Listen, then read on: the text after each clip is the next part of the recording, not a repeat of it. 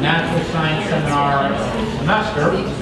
2020. I have Dr. Stephanie Ulrich speaking to us today.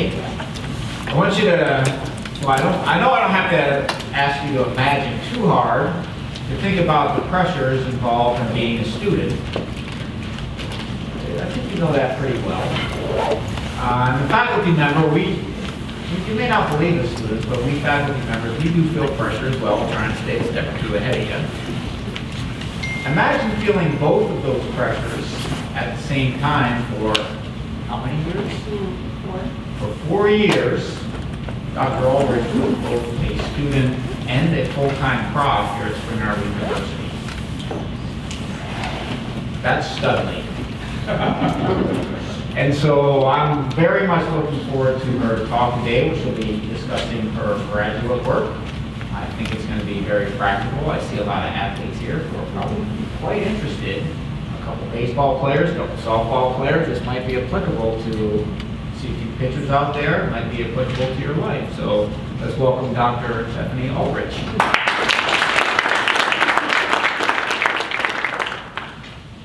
Well, hi.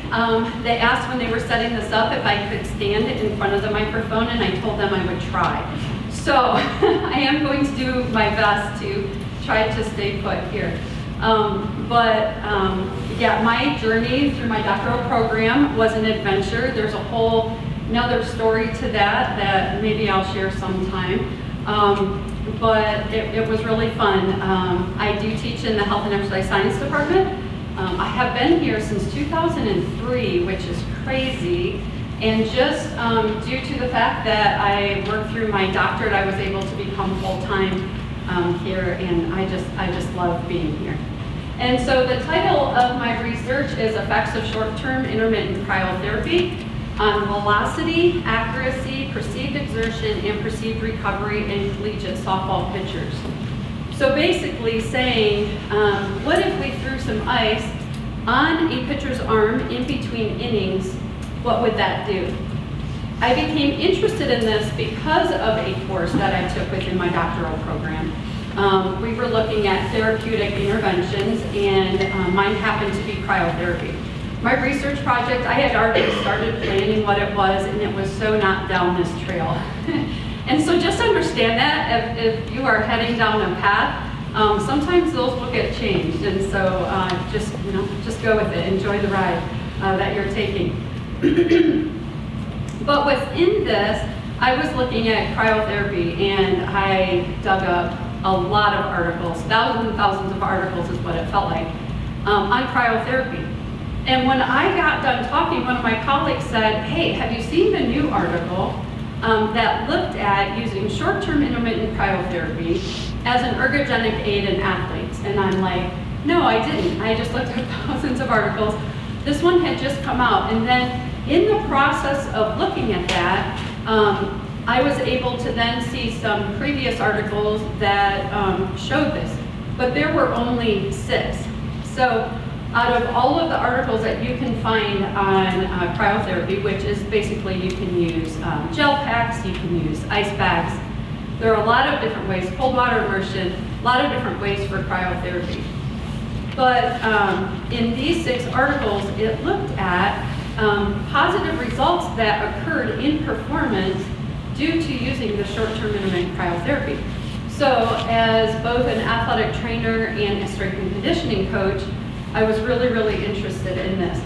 And when I was looking at these articles, I happened to notice a couple of things. First, the populations that were used were weightlifters and baseball pitchers. And there was kind of one added study that looked at female weightlifters. And so I thought, okay, this is really interesting. There are a lot of articles out there on weightlifting and baseball. I started looking at softball because that's kind of something that I'm interested in. I work with softball athletes and always trying to figure out how can I help them be better? How can I help them recover from injury faster? And so through that, I was like, okay, we're seeing this work with the short-term intermittent cryotherapy. What about if we did that with softball pitchers? First, let's go ahead and take a look at these studies. The first one with the resistance training, there were a couple of different processes that they used. One of them was palm cooling. And so they would use both cooling of the palm, they had a neutral, and then heating of the palm to look at, do we see an improvement in performance? And actually the palm cooling showed that it increased work volume, it increased reps, increased 1 rep max, and then it decreased perceived exertion, which is pretty cool. And so this wasn't even over the muscles that were involved. Juan, who performed this study, he then repeated the study with female weightlifters. So there was our one study that involved a female athlete. And then another study looked at local cooling, so actually cooling the muscles that you were trying to improve performance with. And here they found an increase in work, an increase in velocity, and an increase in power. So I thought that was pretty cool. Verducci, who did one of those studies, he then went into the baseball population. And that was really interesting. He had baseball pitchers go through, he set up a game simulation, had them do their pitching, and then he would do a short-term application of hold to the muscles in between the innings. And he showed an increase in innings pitched, velocity, perceived recovery, and a decrease in perceived exertion. Bishop then took the study, and Bishop is the study that I then mimicked the most. But he looked at the study that Verducci did. He set up more of a little bit real game simulation with the baseball pitchers, repeated Verducci's basic study and found the same thing. And so then I was really interested in this, and so I took all of my cryotherapy research that I had done and just kind of examined it a little bit closer, having this new information. Generally, when we are working with rehab, we are using between usually 20 and 30 minutes of an application. This is important in order for the tissue, the deep tissue, to get cooled. They found that having that tissue kind of around that 10-degree area is where it can slow the metabolism that's taking place, the chemical reactions that are taking place, in order for healing to occur. And so that is where most of our studies fall. And they have been able to show that inflammation does decrease, secondary cell injury does decrease, and then pain also decreases, but using a shorter amount of this cryotherapy also can decrease pain. And they found that really that 5-minute mark is where a lot of the temperature drop occurs in the skin. And so that helps with kind of that nerve conduction to be decreased and just that counter irritant against the pain. And so what then I wanted to look at then is this function. Can it actually be used as an ergogenic aid? In some of the other studies that looked at that longer term application, they did find that there was a decrease in function. However, using a time 5 minutes or less, that for the most part, there's always a few outliers, but for the most part, that there was no detriment to the function at that point. And so now it's just like, okay, now let's take a peek and see, does it really work as an ergogenic aid? These other studies have shown that it does with weightlifting and with baseball pitchers. You know, are we going to be able to translate that into softball? And like I said, there isn't a lot of research out there for softball. And so with the pitch, the windmill pitch of the softball, a lot of people look at it as a natural movement compared to the unnatural movement of baseball. And so the research focuses more on that overhand throw of the baseball pitch compared with the softball pitch. And you can see here that there is a difference when we're looking at that. And we'll get back to that in a minute. But this natural versus unnatural also comes out in how we approach pitching in baseball versus softball. So in baseball, generally, if a pitcher pitches, they get 3 or 4 days off before they pitch again, which will be important as we get into some of the findings in my study.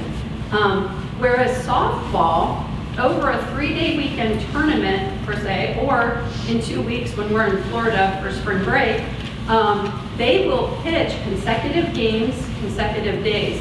And over a course of 3 days, they could throw 1,200 to 2,000 pitches. And it's just, so it's crazy, but this is why, because it is thought that it's a more natural pitch. I think I went the wrong way. Okay, so looking then at the differences and similarities between the baseball and softball pitch, just to give you a little bit of an idea. Kinematic is really looking at description of the pitch. Kinetic is looking at the forces behind it.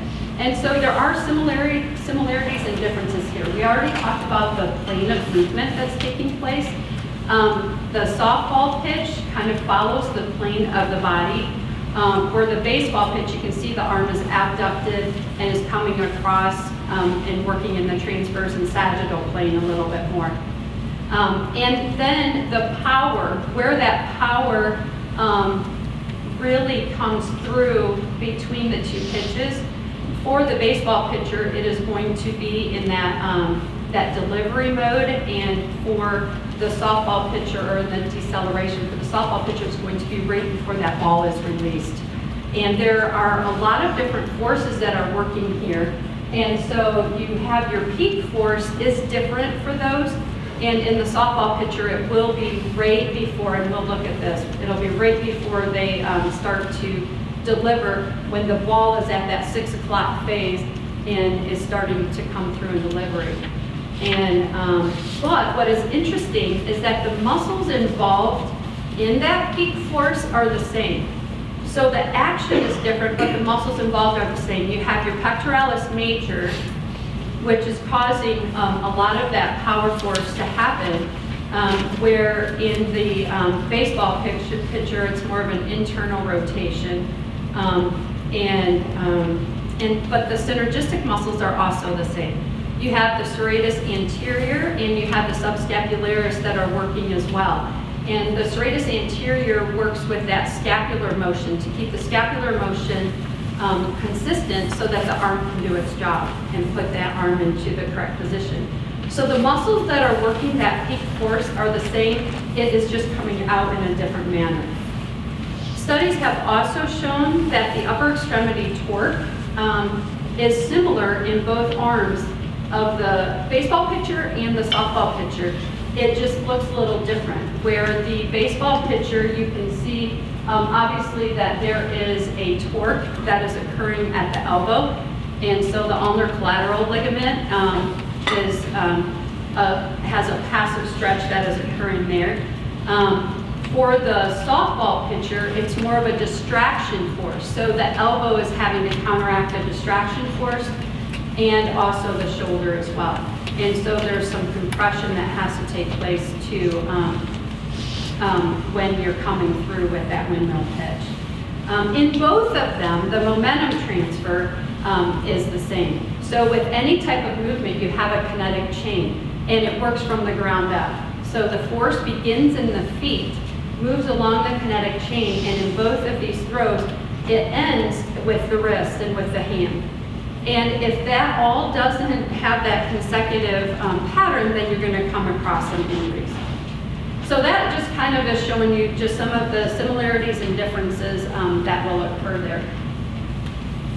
This is the windmill pitch, and it is broken down into different phases. There are 6 phases that we look at.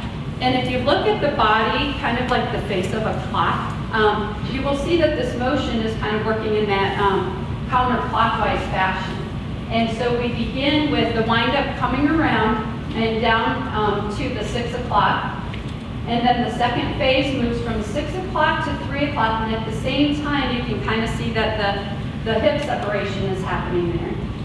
And then you move up to the 12 o'clock. When that opposite leg lands, you move from 12 to 9 o'clock, down 9 to 6 o'clock, and then the delivery. And it is at these 2 phases that there is a lot of force that is happening. And this is where the pectoralis major, the subscapularis, the serratus anterior, and the bicep brachii are really going to have some forces. At that point, this pec major is really, really stretched, but yet is going to then move into having a really powerful contraction. And so this is where you have the greatest force and a lot of our injuries happen here. The biceps labrum complex is really having to deal with the force of the distraction. And so think about this, the ball that she is holding in her hand is about 7 inches and, not inches, yes, it is a 7-inch ball. And it weighs 12 ounces. And so think about that 12-ounce ball on that long lever coming through, and the distraction force that is happening here is very large. And so you're going from a stretch into a great contraction right there, and that's where your greatest force is going to take place. Which is why then, that our most common complaints with softball pitchers are anterior shoulder pain. So you're looking at that pec major, you're looking at the subscapularis, and the bicep brachii. And so a lot of compression needs to take place at that shoulder joint to counteract the weight of that ball. And then the second complaint is posterior shoulder pain. So one of the other differences between baseball and softball is that in that deceleration phase, that is where a lot of stress with baseball pitchers takes place and has stress on the posterior shoulder. With the windmill pitch, they make contact with their leg as they're coming around to help slow that down.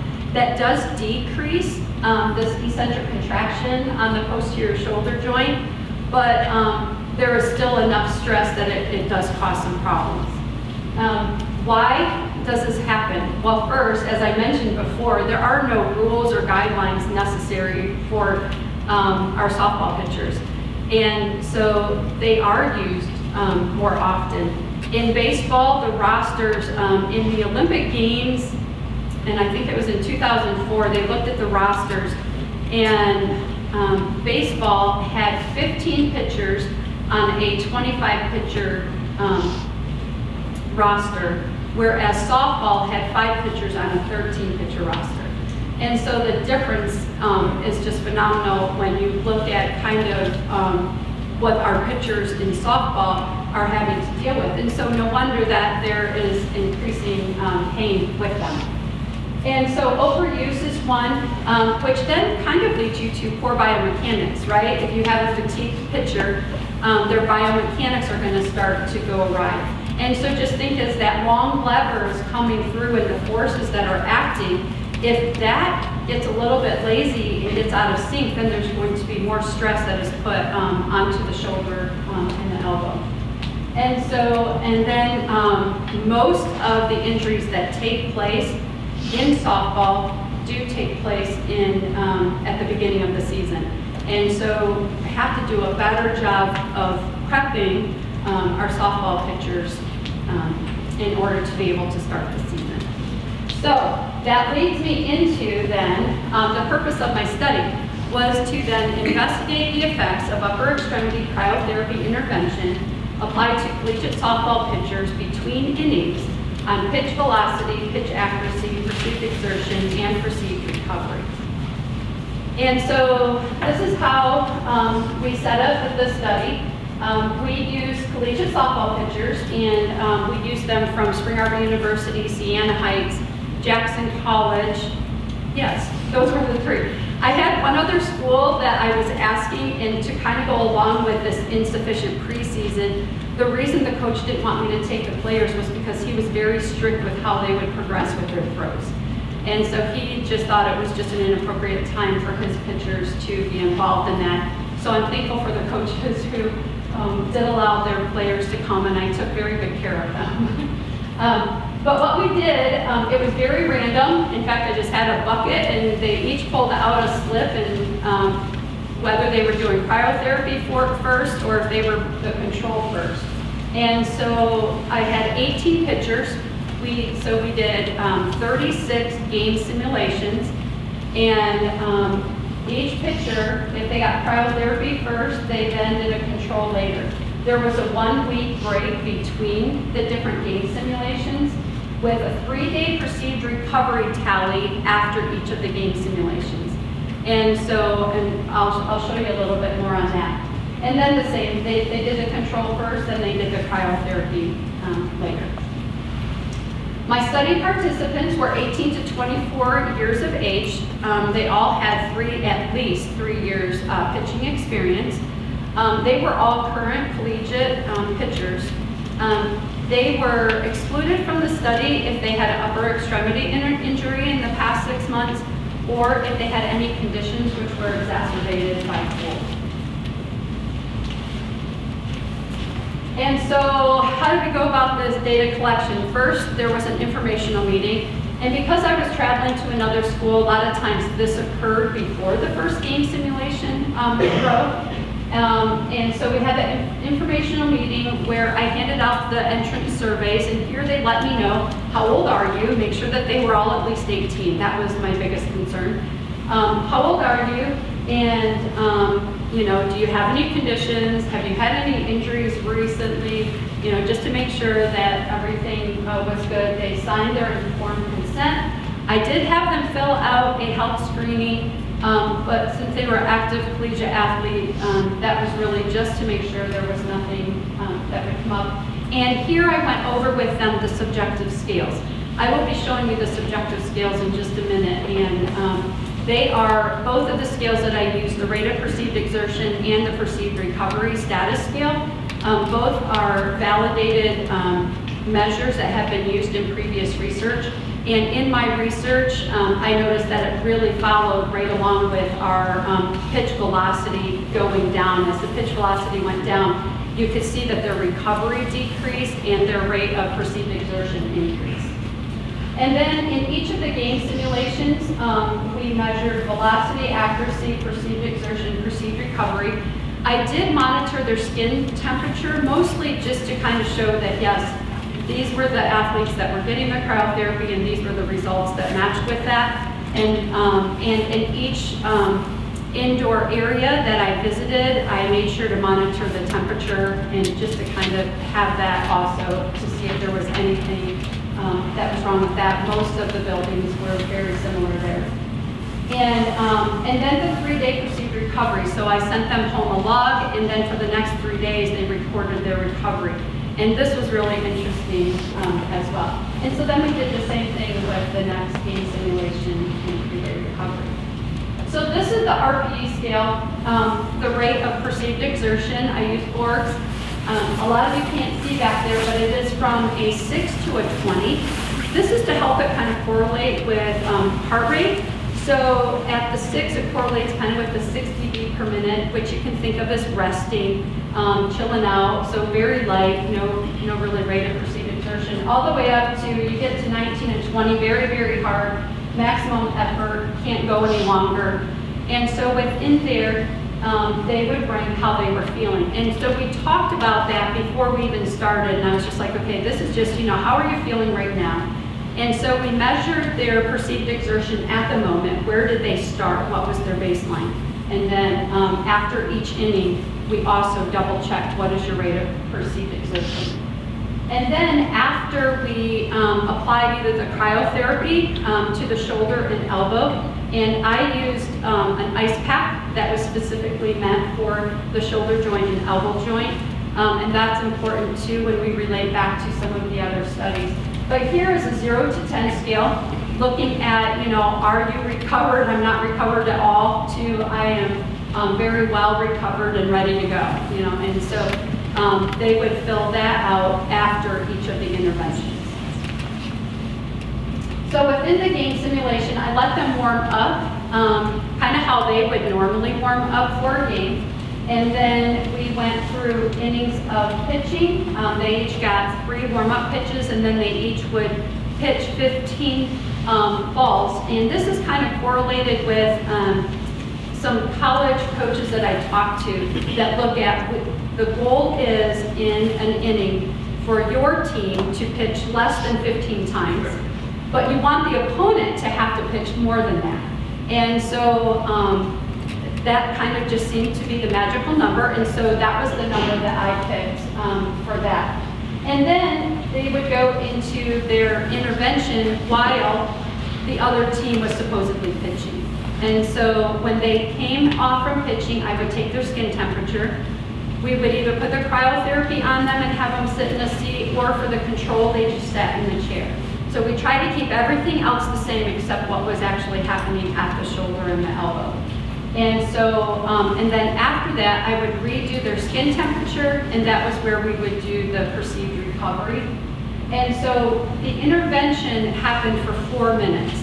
So we took a minute to get the skin temperature, to get everything ready, and then for 4 minutes they would sit in the chair, either with the ice pack on or just sitting, and then they were allowed the last 2 minutes to move around or whatever they usually did before they were getting ready to go back out onto the field.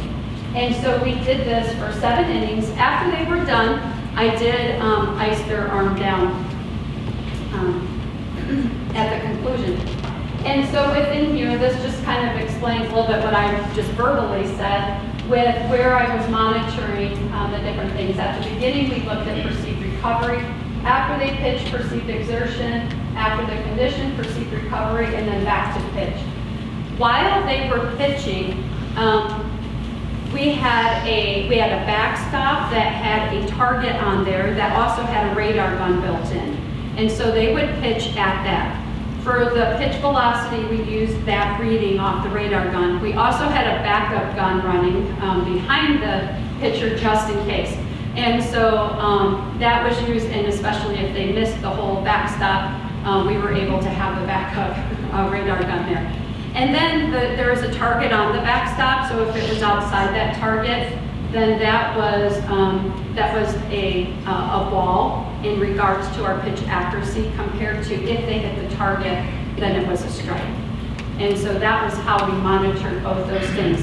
In each of the gyms that I went to, I took an artificial turf with the pitching mound on it and set that up with a home plate and the backstop to make it as real as possible for them as they were pitching.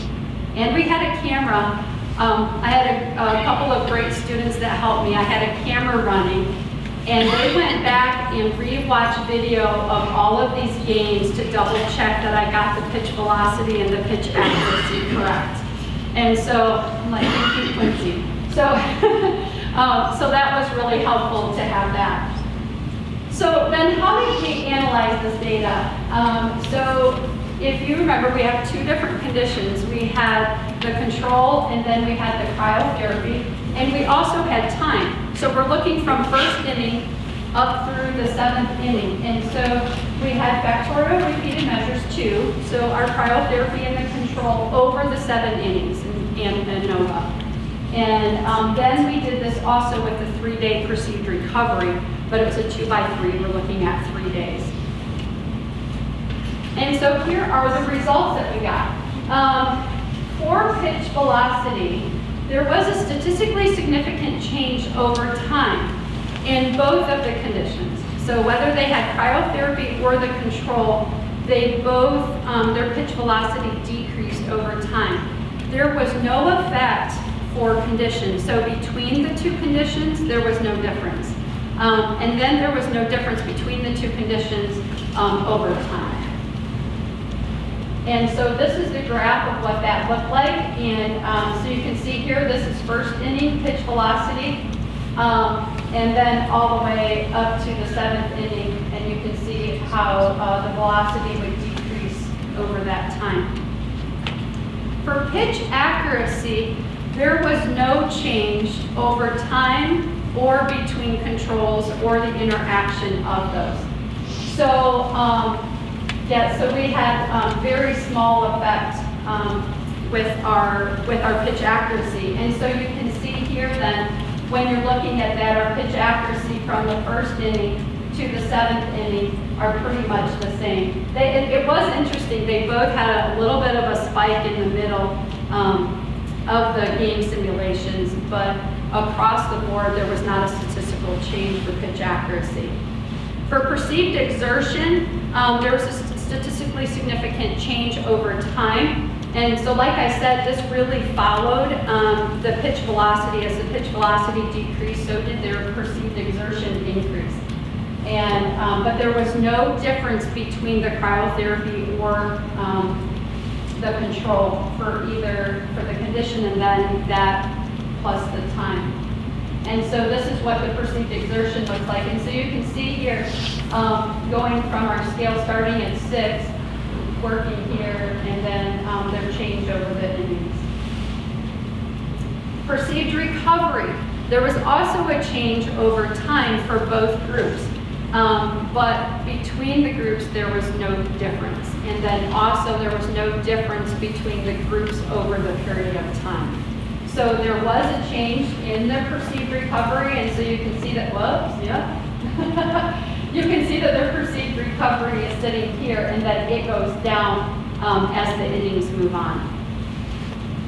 And so for our 3-day perceived recovery, there was a statistical change over time, but there was not between conditions, and there was not between conditions and the time. So you can see that a lot of the changes that happen for both of the groups happen very similarly. And so this is what I wanted to point out. With the rules in baseball, wouldn't this be really good for our softball players to have this 3-day of recovery?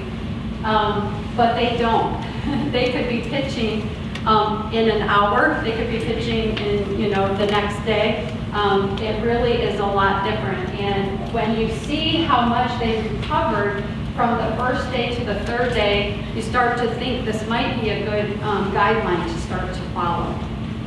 So what did all that data tell us? So when we compare it with the previous studies that I have talked about, and with the changes that they had, it did end up different. We did not see a difference between the cryotherapy group and the control group.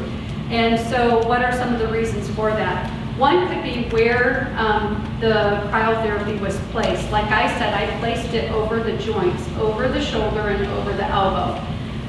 In some of the other research studies, they placed it actually on the muscles. And so this could potentially be a project to redo and maybe see how that would look if it were placed over the muscles instead. Also, as a control, they draped a jacket over the shoulder, kind of what like baseball pitchers do. They put the jacket on to keep their shoulder warm. And so they used that as their control. And we were debating whether to do that, but we decided we just wanted a true control. And so it would have been great if I had done this a 3rd time, maybe with the jacket. That would have been a lot of data to collect. And then also looking at the kinematic differences between softball and baseball could lend to why there's a difference. However, because of the kinetic forces that are involved, I really don't think that that is the case. Another issue is looking at the difference between the sexes. And fatigue, here with the males, the fatigue happened at a greater drop than it did with the females. And so actually that takes us into our next slide with fatigue, that in males it is greater than females. And then you also have to think about, for females, there is more subcutaneous adipose tissue, and so maybe it didn't get cooled as much. Also, there's the pain threshold that is the difference between females and males, with the females having a lesser pain threshold. So looking at the different studies and looking at the difference between the sexes, those are some possibilities. What I was excited about as an athletic trainer was that there was no detriment to using the short-term intermittent cryotherapy. And so when we found this out, as we were kind of looking through the data, now what do we do with this data that we have? I was really excited. We may not have seen an ergogenic effect, but I feel very confident about applying a short-term amount of cryotherapy between innings with my players. And in fact, after I did this study, I did that. When we were down in Florida, I had a player with a little bit of a tweak, and it's just like, it's not bad, it just, a little bit. And I'm like, here, we're gonna try something. And so I was able to put this into practice based on the research that was done here. there's not going to be a decrease in performance. I used 3 minutes of ice while she was in the dugout, took it off enough for her to get warmed up, and we made it through that game, and she felt great. And so she almost wanted it every game then from then on. But that was a really cool finding. So what were some of the limitations to the study? First of all was that it was in winter when we were doing this, so we did have to be inside. Tried to make it as close to normal as possible, but we were not outside. It might be nice to actually do this out on the softball field to redo this study. The second thing is that I did not get all of the perceived recovery scaled back. I call them the coach, yeah, I sent them and we never received them here, so they're somewhere. And so that would be a little bit different. However, the results from that were very consistent with what we were seeing within the game simulation, so it wasn't so bad there. And then just, the time factor that we were in preseason, that, they were still trying to get ready to play ball. And so we had a little bit of an issue there. So what are some future research that we could look at is maybe taking a peek a little bit more at physiological fatigue and seeing what happens there. Expanding softball studies. I really feel like we need to start doing more studies with our female athletes, and specifically the sport of softball just doesn't have a lot. But then also moving cryotherapy and taking a look at some other populations could be some ideas that we could do here. So in summary, there was no statistical significantly different results between our cryotherapy and our control for any of them, for pitch velocity, pitch accuracy, perceived exertion, perceived recovery, and our 3-day perceived recovery. However, the good news is that we can say, hey, this might be an option between innings, and maybe our pitchers, instead of throwing a jacket on, might, if they're struggling a little bit, maybe try the cryotherapy instead. And, so I know that I will continue to use this with our different athletes. We do have to remember that everybody is a little bit different, and so we have to take that individuality. Some athletes loved it. In fact, when we were doing the game simulation, some of my players were like, where can I get something like this? Because I really like how I feel. And so it may not have shown up in that game simulation, but you also know if they like how it feels, they're going to perform better. And so I really am thankful. This was my committee. Dr. Tucker, I met through this process. He is an expert in shoulders, and so he was the chair of my committee. Dr. Lauber was actually the instructor of the class that headed me down this path, so I told her she owed me. But she is a cryotherapy expert, and so I was really excited about that. And then our own Dr. Hayward also served on this committee, and he helped me as a research expert and a writer. So that was really good. And then just the sites and the teams that helped. So thank you so much.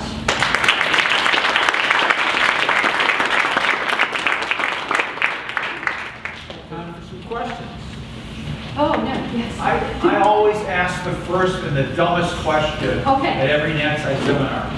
And so the dumb question is, you've proved there's no detriment, but you've also shown there's no benefit, so why bother doing it? Right.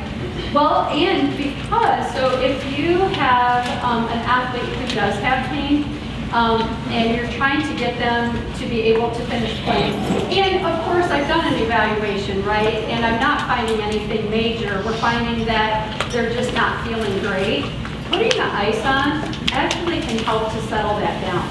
So what I found is, as an athletic trainer, I can use this without it being detrimental to their performance. How do you know it's not a placebo? It could be. Why not have them listen to Mick Jagger? Of all the things that might make somebody feel good, why pick that one? Well, Ian, okay, so then look at, if we go back to where we had the fun little cryotherapy, at that 5 minutes, it does show that there's a decrease in that pain due to the analgesic effect. Okay. And so that can help them at least maybe just settle down if they're feeling a little bit off, because you know if you're feeling off and then you go to throw, that can throw everything off. So using that physical kind of cooling it down, that tissue, you can get it into the right area to help with that. Thank you. You're welcome. Yes, Dr. Reed. I've got a bunch of questions. I'll just. I know you do. Okay, which one do I ask? Okay. Did you layer the data at all to see if smaller shoulders showed more of a benefit than bigger shoulders? I did not. That is very intriguing. Because though. maybe you have a statistically significant difference, I'm glad. but with different subjects. Mm-hmm. That was my first question. Secondly, the Borg's RPE is for aerobic exercise. How does it apply to something like pitching? Yeah, so just really looking at, so their perceived exertion over the period of time, pitching is an aerobic exercise.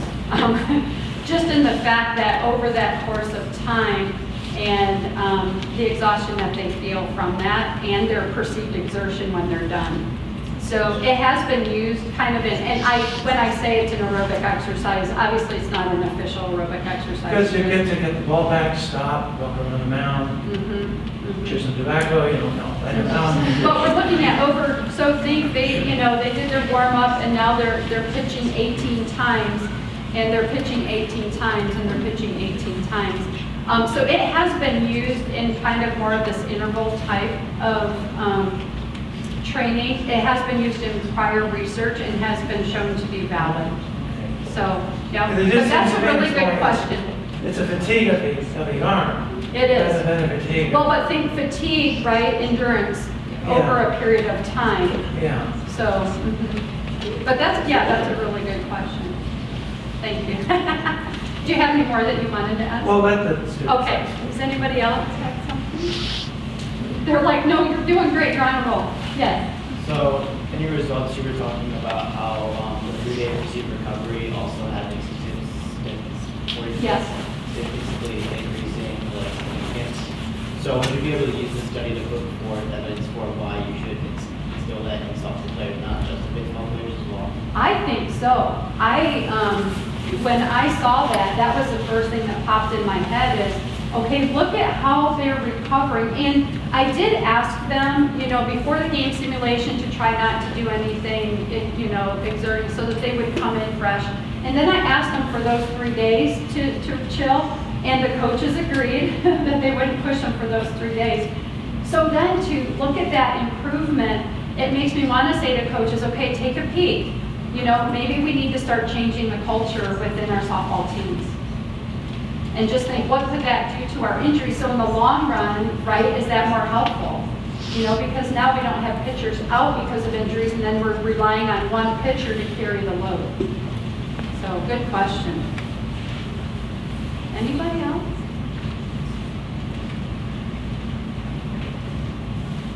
Dr. B? Okay, so you're putting the ice on the shoulder, so you're putting it mainly on tendon. Tendon's not very heavily vascularized. So if you're stretching the tendon, you're inflaming the tendon, wouldn't alternating heat and ice then be a better treatment if you're trying to get short-term boost in performance between innings? Yeah, okay, so one of the reasons we picked this was to just put it over the joints, was thinking about Hawthorne's effect. Right. Which is, that is where if the proprioceptors are cooled, then it helps the muscles to then have a stronger reaction. So that was what we were going for, was thinking if we could work on the proprioceptors within the joints, get them cooled off and see if we have a Hawthorne's effect. I do like your idea. I think I need to think on that more, but definitely that is something to think about.